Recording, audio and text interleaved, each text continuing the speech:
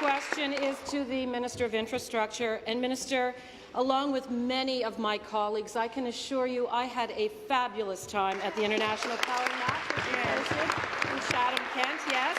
And I'd like to take the opportunity to thank the hundreds of volunteers who worked tirelessly to make it such a success. Now, yesterday the Premier's speech made reference to all that our government for the people is doing to assist small, rural and northern communities. Would the minister please elaborate on the legislation he will be introducing later today and how it will help people of rural Ontario? Very good. Minister of Infrastructure.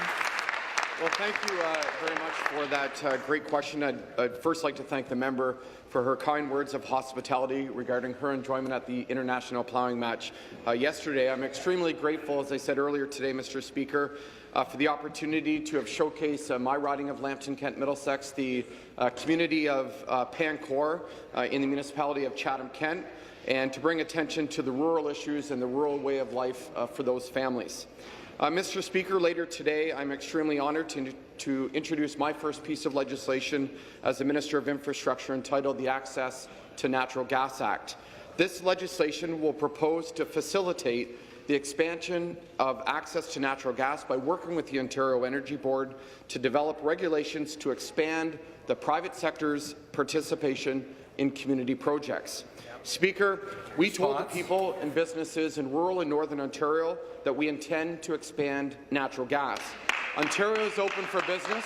We're going to lower energy costs. Promises. Thank you. Stop the clock.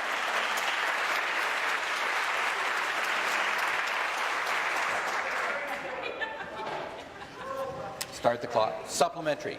Mr. Speaker, to the minister, earlier this morning you mentioned that this proposal will allow further expansion of natural gas driven by the private sector.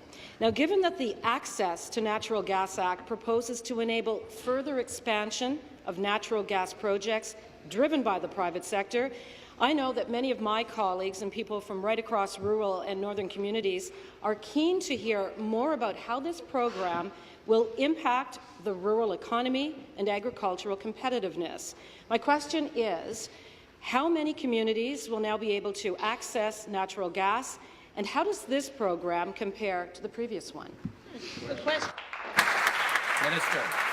Thank you, Mr. Speaker.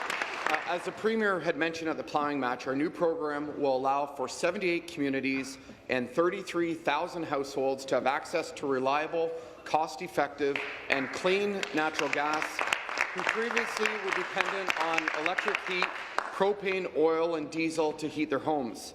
This will help to make life more affordable for many families and will help to reduce costs for new and existing businesses in Ontario, helping to fulfill a key commitment that our government has made to the people of this province.